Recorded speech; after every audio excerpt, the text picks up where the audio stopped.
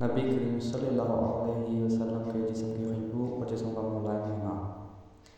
سیدنا انس بن مالک رضی اللہ تعالیٰ عنہ کہتے ہیں کہ رسول اللہ صلی اللہ علیہ وسلم کا رنگ مبارک سفید چمکتا ہوا تھا۔ نبی نے کہا کہ یہ رنگ سب رنگوں سے عمدہ ہے،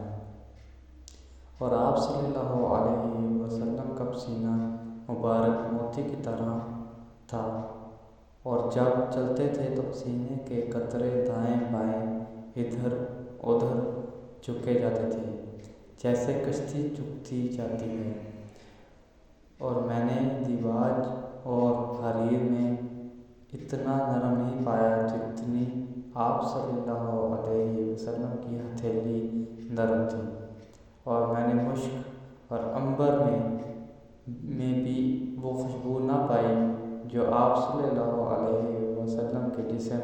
مبارک